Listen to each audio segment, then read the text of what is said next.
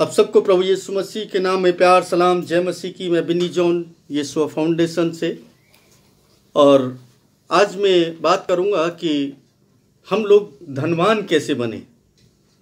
सबसे महत्वपूर्ण सब्जेक्ट है आज इस दुनिया का, और सबसे ज़्यादा लोग इसी पर फोकस कर रहे हैं। क्या हम धनवान बन सकते हैं? क्या हम समृद्धि में अपने जीवन को व्यतीत कर सकते हैं? अगर कर सकते हैं तो कैसे कर सकते हैं? हर चीज़ का एक पैरामीटर होता है, हर चीज़ का एक मापने की डोरी होती है, उसके तहत ही सब कुछ होता है। लेकिन लोग जब अपने तरीके, अपने विचारधारा को आगे रख देते हैं तो सब गड़बड़ हो जाता है। लेकिन बाइबल क्या इसके बारे में बताती है? मैं कहता हूँ कि बाइबल इसके बारे में बहुत कुछ बताती है कि हम लोग कैसे समृद्ध और धनवान हो सकते हैं। और जितने लोगों ने परमेश्वर के इस वचन से, बाइबल के आधार पर अपने आप को धनवान बनाने की कोशिश की, यकीनन वो धनवान हुए और उनके साथ कोई दुख नहीं रहा।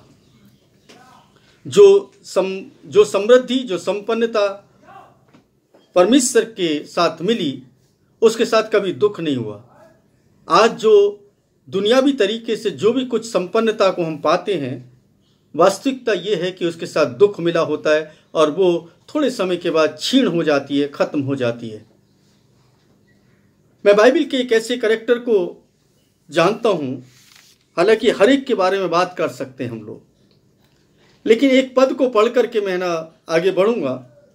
पहला इतिहास उसके 29 बाब और उसके 12 पद के अंदर एक बहुत ही महत्वपूर्ण बात लिखी है, और इस पद को मैं कभी नहीं भूलता हूं। ध्यान रखें, जब आप परमेश्वर के वचन को उस तरीके से देखते हैं, सुनते हैं, पढ़ते हैं, तो आपको समझ में आ जाता है। यहां पर लिखा है, धन और प्रतिष्ठा दोनों तुझ ही से प्राप्त होते हैं। भजन संहित पहला इतिहास 29 उसके 12 पद में मैं पढ़ रहा हूं। धन और प्रतिष्ठा दोनों तुझ ही से प्राप्त होते हैं, और तू सभी पर राज्य करता है, और सामर्थ और पराक्रम भी तेरे ही हाथ में है, और प्रत्येक को बढ़ाना और घटाना तेरे ही हाथ में है। ये पद अगर आप अपने जीवन के अंदर उतार लें और समझ लें, ये वाणी आप समझ लें, तो आपको समझ में आ जाएगा कि कौन व्यक्ति है जो बढ़ा सकता है और घटा सकता है। और आपको एक बात और बता दें कि ये बात कोई छोटी बात नहीं है, और ये सबसे महत्वपूर्ण बात तो ये है कि ये किसी एक आम व्यक्ति ने नहीं कहा है। अगर आप ये सोचे किसी आम व्यक्ति ने कहा है, तो ये आपके लिए बड़ी दुखदाई बात है कि आप उसको समझ ही नहीं पाए हैं अभी तक। और ये जो बात बोली है, ये परमेश्वर के भक्त और परमेश्वर के भय में चलने वाले व्यक्ति ने बोला है। और अगर परमेश्वर के साथ चलने वाला व्यक्ति इस बात को कह रहा है, तो इसका मतलब सत्य है। और मैं इसके थोड़े से और आगे पढ़ लूं और फिर उसके बाद मैं चर्चा करूं तो ज्यादा अच्छा रहेगा। इसलिए अब हे हमारे परमेश्वर, हम तेरा धन्यवाद करते और तेरी महिमा युक्त नाम की स्तुति करते हैं। पर मैं कौन हूं और मेरी प्रजा क्या है कि हम इतनी उदारता से तुझे भेंट चढ़ाएं? क्योंकि समस्त वस्तुएं तेरी ही ओर से आती हैं, और तेरी हाथों से पाकर हमने तुझे दिया है। क्योंकि हम तो तेरे आगे परदेसी हैं, और अपने समस्त पूर्वजों के समान पराए, पृथ्वी पर हमारे दिन छाया के समान आशा रहित हैं। हे हमारे परमेश्वर यहोवा, ये सारी धन संपत्ति जो हमने तेरे पवित्र नाम का भवन बनाने के लिए जुटाई है, वह हमें तेरे ही हाथों प्राप्त हुई है, और सब तेरे ही हैं। सबसे बड़ी बात इस बात को समझ लें कि जो भी कुछ है ना इस पृथ्वी पर है, और जो भी कुछ हमें दिया गया है, उसमें हमारा कुछ भी नहीं है। हम बिल्कुल खाली हैं। खाली हाथ आए थे और खाली हाथ ही जाना है, कुछ भी नहीं है। लेकिन इस पृथ्वी पर रहने के लिए आपको धन की जरूरत पड़ती है, आवश्यकता पड़ती है। ये आपकी जरूरत नहीं है, ध्यान रखिए, ये परमेश्वर की प्रतिष्ठा की जरूरत है। परमेश्वर अपने आप को, अपनी प्रतिष्ठा को कभी भी नाश नहीं होने देता। ध्यान रखें, परमेश्वर अपने नाम को कभी नीचा नहीं होने देता है। जैसे कोई माँ बाप अपने बच्चों के लिए सब कुछ करना चाहते हैं। क्यों करना चाहते हैं? क्योंकि वो चाहते हैं कि उनका बच्चों का नाम, उनका नाम जो है कभी भी छोटा ना पड़े। ठीक उसी तरीके से वो बाप जो हमारा आसमान में बैठा है, वो कभी नहीं चाहता कि मेरे बच्चे कभी भी है ना लाचार रहें,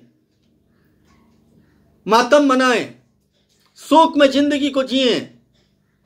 वो चाहता है कि हर व्यक्ति, हर एक मेरा बच्चा जो है वो धनवान हो जाए। वो चाहता है कि हर व्यक्ति के पास में इतना बहुतायत के साथ होकर दूसरों को बिथरा सके, दूसरों को दे सके। जब इस तरीके की बात वो परमेश्वर सोचता है मेरे और आपके बारे में, तो सोचिए कि वो परमेश्वर कितना महान है, कितना बड़ा है। और मैं आपको बताता चलूं यहां पर एक बहुत ही महत्वपूर्ण बात। जब ये बातें हो ही रही थी तब है ना, उससे पहले ये सुलेमान से एक बात बोली थी 28 और उसके 9वें पद में दाऊद ने, उसके बाप ने एक बात बोली थी। उसके बाप ने कहा, हे मेरे पुत्र सुलेमान, तू अपने पिता के परमेश्वर को जान ले और संपूर्ण हृदय और इच्छुक मन से उसकी सेवा कर, क्योंकि यहोवा प्रत्येक हृदय को जांचता और विचारों के प्रत्येक उद्देश्य को समझता है। यदि तू उसे ढूंढे तो वह तुझे मिलेगा, परंतु यदि तू उसे त्याग दे तो वह तुझे सदा के लिए तुझे त्याग देगा। इसलिए अब ध्यान रख, क्योंकि यहोवा ने पवित्र स्थान के निमित्त एक भवन बनाने के लिए तुझे चुना है, अतः साहस करके काम में लग जा। हालेलुया। यहां पर एक बात को हम देख सकते हैं कि जो बहुत ही महत्वपूर्ण है। परमेश्वर की इच्छा होती है, परमेश्वर कुछ ना कुछ हमसे कराना चाहता है। और आपको बता दें, जब परमेश्वर कुछ कराना चाहता है तो उसमें हमें समर्पित होना पड़ता है। और जब तक मैं अपने आप को समर्पित ना करूं, आप अपने आप को समर्पित ना करें, वो कुछ भी नहीं कर सकता। वो आपको समृद्ध करना चाहता है, आप समृद्ध नहीं होना चाहते। वो आपको बढ़ाना चाहता है, बढ़ना नहीं चाहते। वो आपके जीवन के अंदर खुशियां लाना चाहता है, आप खुशियां पाना नहीं चाहते। बड़ी विचित्र सी बात लग रही है, लेकिन फिर भी मांग रहे हैं कि हमें खुशी दे, हमें आनंद दे, हमें शांति दे, हमें धन दे, हमें ये चीज दे, और हमें ये भी चाहिए, हमें गाड़ी चाहिए, बंगला चाहिए, हमें ऐशो आराम चाहिए, सब कुछ चाहिए। वो देना चाहता है लेकिन हम लेना नहीं चाहते, लेकिन मांगते फिर भी वही है। कभी विचार करें, कभी सोचें कि वो परमेश्वर आपको सब कुछ देना चाहता है। वो बाप आपका सब कुछ देना चाहता है, आपको निराश नहीं रखना चाहता, आपको मायूस नहीं रखना चाहता, आपके जीवन के अंदर किसी बात की घटी नहीं रहने देना चाहता। क्यों? क्योंकि आप और मैं उसके बच्चे हैं। वो चाहता है कि हम लोग समृद्ध हों। वो चाहता है कि आप लोग समृद्धि के साथ जीवन को जिएं। वो चाहता है कि आपके पास में धन इतना हो कि कोई किसी बात की घटी ना हो। लेकिन उसका एक क्राइटेरिया है, उसका एक पैरामीटर है, उसके मापने का एक डोरी है। उस डोरी के तहत ही वो देता है, उसके बाद कुछ नहीं मिलता। हम है ना उसकी इच्छा को पूरा करते हैं तो वो हमारी इच्छाओं को पूरा करता है। और जब जानते हैं सुलेमान ने ना क्या किया, सुलेमान ने जब कुछ किया तो तब उसको मिला। दाऊद कहते हैं कि यदि तू उसको खोजेगा तो वो तुझे मिलेगा, और यदि तू उसको त्याग देगा तो वो भी तुझे सदा के लिए त्याग देगा। ना भूलें, जब तक परमेश्वर यहोवा को सुलेमान खोजता रहा तब तक वो उसके साथ रहा, और जिस दिन उसने उसको खोजना बंद कर दिया था उसी दिन के बाद वो उससे अलग हो गया था। हमने उसकी बढ़ती के बारे में सुना है, हमने उसको धनवान होते हुए देखा है। बाइबल के जब हम तमाम चैप्टर्स को पढ़ते हैं, हम तमाम बातों को पढ़ते हैं, तो हमें मालूम चलता है कि वो धनवान है ना होते हुए हमने देखा है उसको, कितना बढ़ते हुए उसको देखा है, बुद्धि और ज्ञान और समझ से बढ़ते हुए देखा है उसको। लेकिन जिस दिन उसने परमेश्वर को त्यागा, जिस दिन उसने परमेश्वर के विरुद्ध काम किया, जिस दिन परमेश्वर के इच्छा के अनुसार उसने कार्य करना बंद किया और परमेश्वर को छोड़ करके उसने तमाम दुनिया को पहला स्थान देना शुरू किया, उस दिन के बाद से सुलेमान को परमेश्वर ने क्या किया? त्याग दिया। हम ज्यादातर सुलेमान के बारे में यही पढ़ते हैं ना कि परमेश्वर दुनिया का सबसे ज्यादा बुद्धिमान व्यक्ति था। हम दुनिया के तमाम सबसे धनवान व्यक्ति के बारे में सुनते ना, यही तो सुन रहे हम लोग।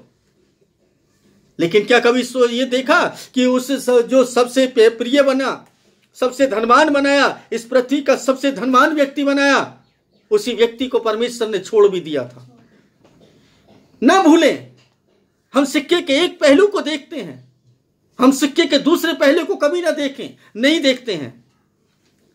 वो बढ़ा सकता है, आपको बताते हैं कि वो किस तरीके से काम करता है। दूसरा इतिहास उसके पहले बाप में इस तरीके से पाया जाता है। 7वें पद में मैं आपके लिए पढ़ रहा हूं, आप उसको ना घर में जाकर के अच्छे से पढ़ सकते हैं। दूसरा इतिहास 1 उसका 7 पद। उसी रात परमेश्वर ने सुलेमान को दर्शन देकर उससे कहा, जो कुछ तू चाहे कि मैं तुझे दूं वह मांग। जानते परमेश्वर हमसे पूछता है कि तू क्या चाहता है। ऐसा नहीं है कि वो है ना ये कह रहा है कि ना भाई नहीं, तू है ना जैसा चाहे मैं जो तुझे दे दूंगा। जब है ना कई बार ना इस बात की बात होती है कि मांगो तो तुम्हें दिया जाएगा, लेकिन जहां उससे पहले उसकी जिंदगी को देख ले कि वो कैसे। जब है ना बहुत सारे चर्चेज के अंदर बहुत सारे पास्टर्स लोग है ना इस तरीके से मांगो तुम्हें दिया जाएगा, मांगो तुम्हें दिया जाएगा। मैं है ना हमेशा उनको कहता हूं भाई सही से सिखाओ, सही बात करो, उससे पहले की जिंदगी को तो देख लो।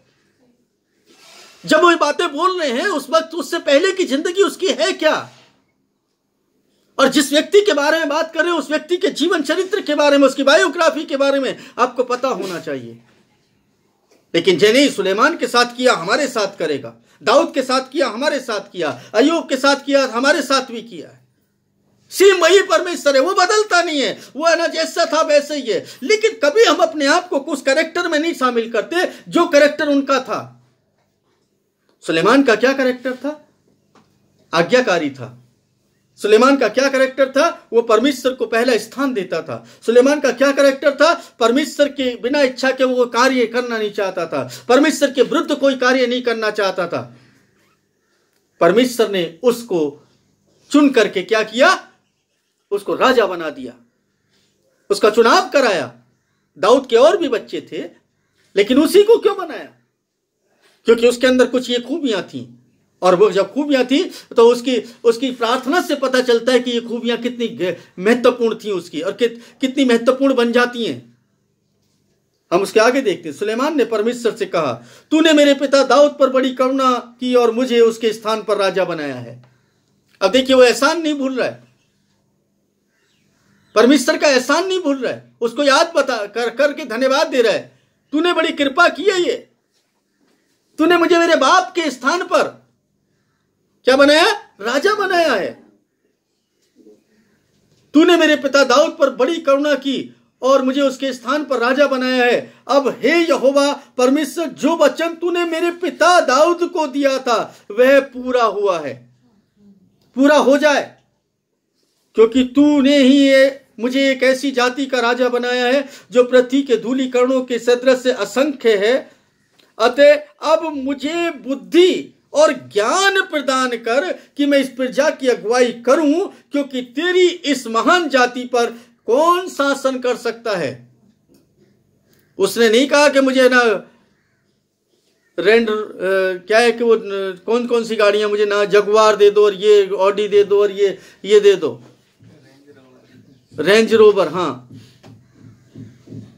ये गाड़ी नहीं मांगी उसने।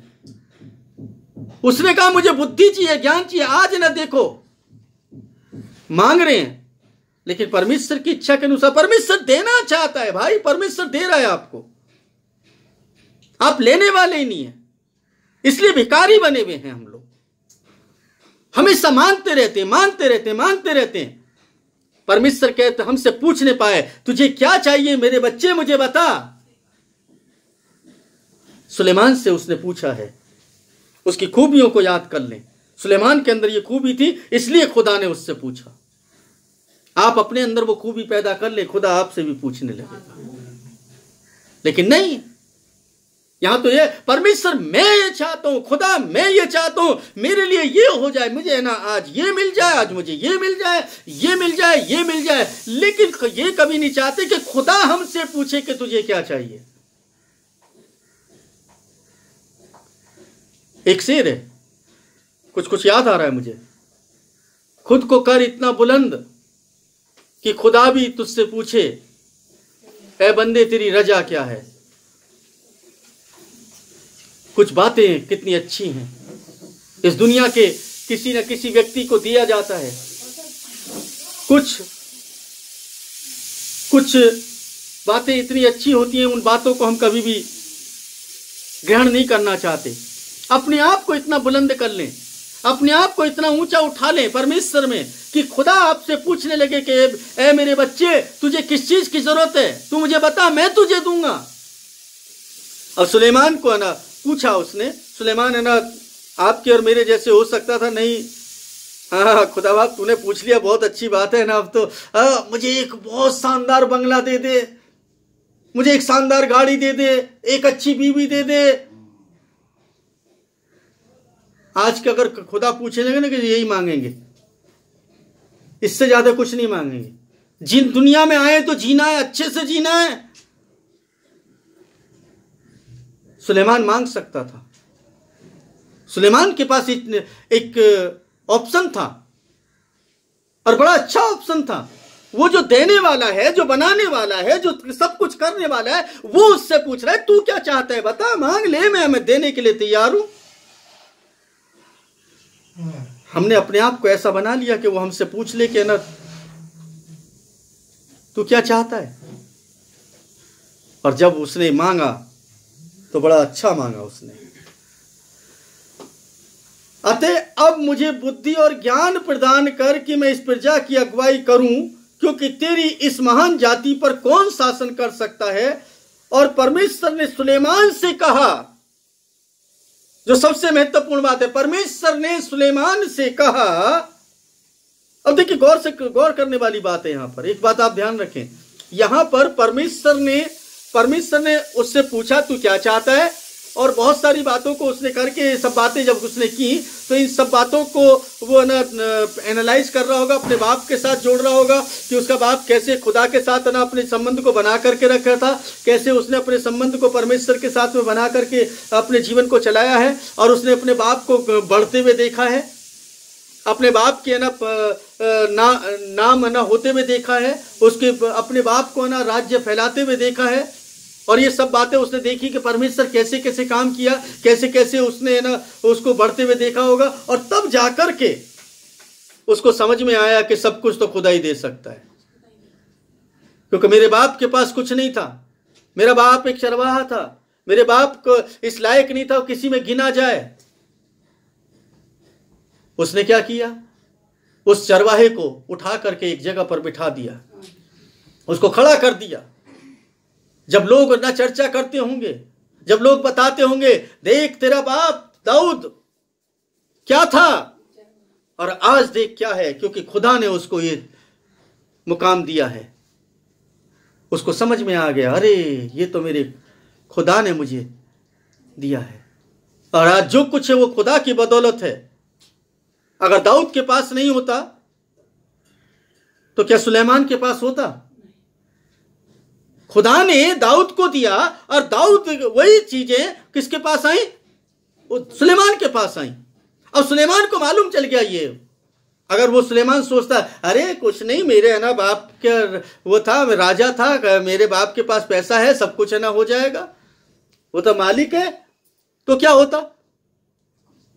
फिर वो कुछ दिन ही सरवाइव कर पाता, और उसके बाद वो चीजें नहीं मिलती जो दुनिया में आज मुकाम है उसका। पुत्र के जैसा। उसके बाद वो कहता है तू मुझे बुद्धि दे, ज्ञान दे, मैं ताकि इस प्रजा का न्याय कर सकूं। परमेश्वर क्या कहता है? परमेश्वर कहता है इसलिए कि तेरे मन में यह बात थी, और तूने न तो धन संपत्ति, न सम्मान, न बैरियों के प्राण, और न ही अपने लिए दीर्घायु मांगी। मनुष्य क्या क्या चाहता है? ये चारों चीजें चाहता है। क्या चाहता है? धन, संपत्ति बन जाए, धन उसके बाद बहुतायत के साथ हो, संपत्ति उसके बाद बन जाए, सम्मान हो जाए, उसका बहुत सारा नाम हो जाए, उसके बैरी जो है वो खत्म हो जाए, हैं?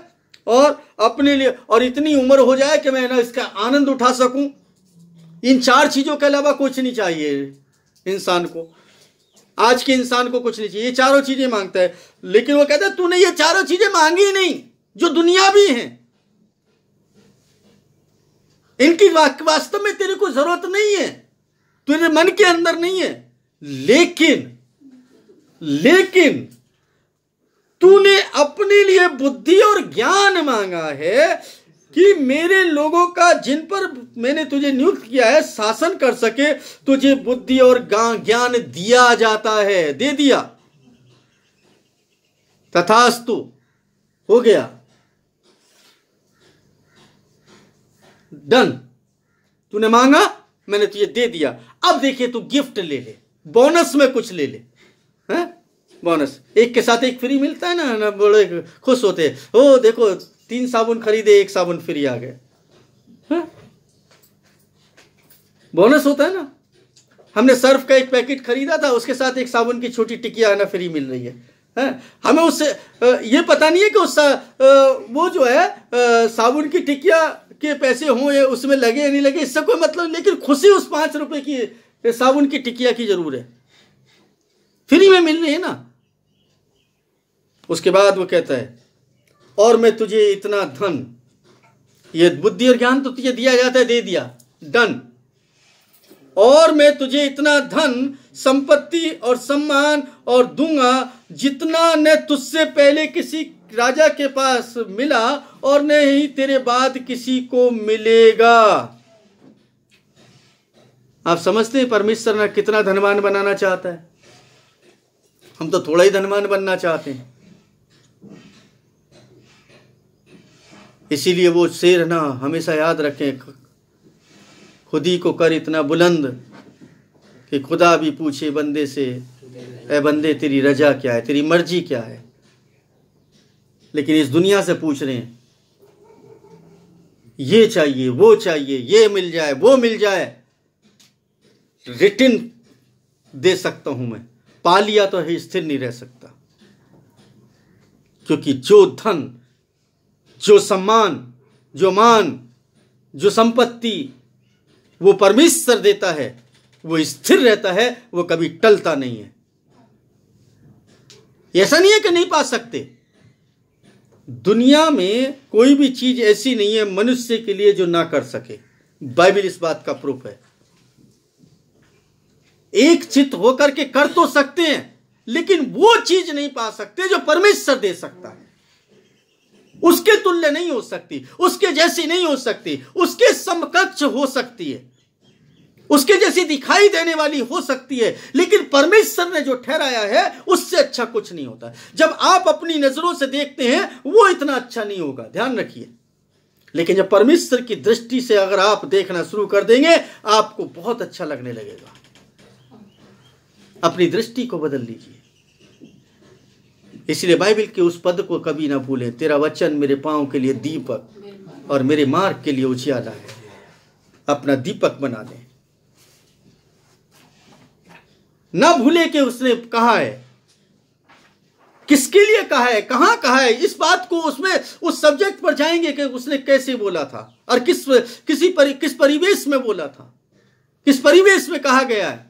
अगर कोई तुझे छूता है तो मेरी आंख की पुतली को छूता है। तो हमें अपनी आंख बनाना चाहता है, हमारी आंख की पुतली, वो अपनी आंख की पुतली हम लोगों को बनाना चाहता है, यानी हमारी दृष्टि से वो देखना चाहता है। आंख की पुतली करती क्या, देखती है। आंख की पुतली का काम क्या है, पुतली का काम क्या है, जो काली काली सी दिख रही ना आंख की पुतली, इसका काम क्या है? विजन इसी के अंदर है।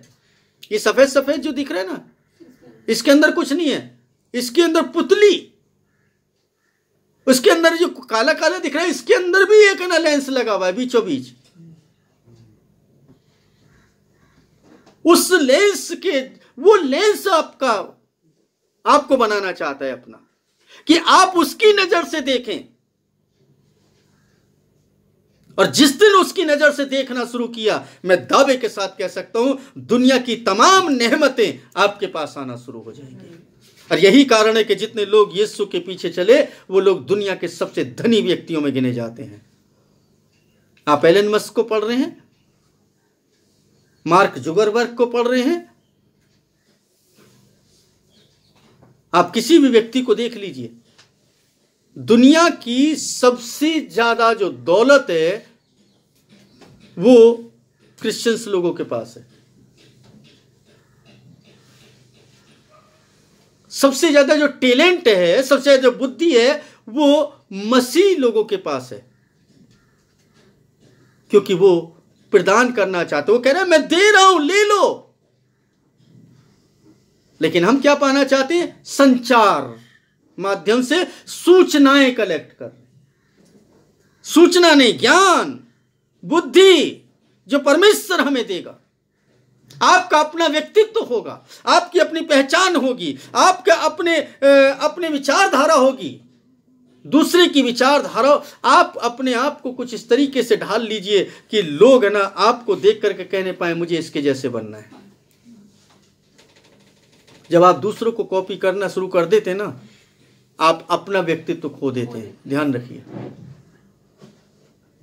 और ज्यादातर वो लोग है ना कभी जीवन में आगे नहीं बढ़ पाते। ऐसा नहीं कि सरवाइव नहीं कर पाते, ऐसा नहीं कि रोटी नहीं खा पाते, ऐसा नहीं कि कपड़े नहीं पहन पाते, लेकिन जिस तरीके से उनको बढ़ना चाहिए उस तरीके से कभी नहीं बढ़ पाते, क्योंकि वो दूसरों को कॉपी कर रहे होते हैं। हमेशा निगाहें परमेश्वर की बजाय उन पर लगी होती है। फिर वो भजन संहिता में उसके जैसे नहीं, मैं अपनी आंखें पर्वतों की ओर उठाऊंगा, मुझे सहायता कहां से मिलेगी? वहीं से मिलेगी। लेकिन हम सहायता कहां से पाते हैं? इस दुनिया से। अजीजों, आप इस बात को समझ लें, मेरी जिंदगी जो है वो प्रभु के साथ चले, यही सोच करके अपने जीवन को चलाएं। मैंने तो अपनी जिंदगी को कुछ इस तरीके से चलाने की कोशिश की है आज तक। कितना समय बचा है मुझे भी नहीं मालूम है, लेकिन ये सत्य है कि मुझे भी इस दुनिया से एक दिन जाना है। जितने लोगों तक हो सके इन अच्छी बातों को पहुंचाने की कोशिश करें जो परमेश्वर के वचन हैं। सत्य को पहुंचाने की कोशिश करें। असत्य में अपने जीवन को ना जिएं, भ्रम में अपने जीवन को ना जिएं। परमेश्वर आपको धनी बनाना चाहता है, धनवान बनाना चाहता है, समृद्धि देना चाहता है। आपको किसी वस्तु की घटी नहीं होने देना चाहता। आपको वो तमाम चीजें आपको देना चाहता है जिन चीजों के लायक आप हो जाएंगे, क्योंकि जो जिसके लायक हो जाता है ना, परमेश्वर को वही चीज दे देता है। और ना भूलें कि अगर मैं सुलेमान की बात कर रहा हूं कि सुलेमान दुनिया का तमाम लोगों में सबसे ज्यादा धनी व्यक्ति था, सबसे ज्यादा बुद्धिमान व्यक्ति था, तो वही है ना उसी सुलेमान के बारे उसकी अपोजिट जो उसका सिक्के का दूसरा पहलू कभी ना भूलें कि जब उसने परमेश्वर को त्याग दिया, परमेश्वर को छोड़ करके दुनिया की तमाम चकाचौंध में वो बढ़ता चला गया, तमाम है ना उन लोगों के पीछे जो है ना जो नादानियां करता चला गया, धर्म में जीवन को जीता चला गया, जो परमेश्वर को नहीं जानते थे, परमेश्वर के साथ नहीं चलते थे, तमाम है ना दुनियावी हालातों में अपने जीवन को जलाने की कोशिश की। उसने ढाल दिया अपने आप को पूरा तरीके से। आपको बता दें कि वो उसी दिन से गिरना शुरू हो गया, पतन हो गया, उसका नष्ट हो गया। दुनिया का सबसे अमीर व्यक्ति एक दिन खत्म हो जाता है केवल इसलिए क्योंकि उसने खुदा को छोड़ दिया। उसने नहीं माना अपने पिता दाऊद राजा की बात को कि हे मेरे पुत्र सुलेमान, तू अपने पिता के परमेश्वर का ज्ञान रखना। यदि तू उसको ढूंढेगा तो वो तुझे मिलेगा, यदि तू उसको त्यागेगा तो वो तुझे त्याग देगा। और वास्तव में एक दिन परमेश्वर ने उसको त्याग दिया था। क्यों त्याग दिया? वो जो दुनिया का सबसे बुद्धिमान व्यक्ति है इसलिए है ना त्याग दिया क्योंकि उसने परमेश्वर को खोजना बंद कर दिया। मेरे अजीजों, आपके और मेरे पास में एक समय दिया है परमेश्वर ने। दिन में 24 घंटे दिए, कम से कम 2 घंटे तो आप दे दीजिए उसको, उस पर मनन करने के लिए, चिंतन करने के लिए, ताकि आपका जीवन जो है उसके साथ जुड़ा रह सके। बाकी समय आपका है, आप है ना जी सकते हैं कैसे भी, लेकिन वो समय आप परमेश्वर को दीजिए और परमेश्वर आपको बढ़ाएगा और परमेश्वर आपके जीवन में काम करेगा। परमेश्वर आप सभी को आशीष दे। हो सके तो इस वीडियो को जरूर है ना दूसरे लोगों तक शेयर करें ताकि वो भी लोग आशीषित हो सकें। आमीन।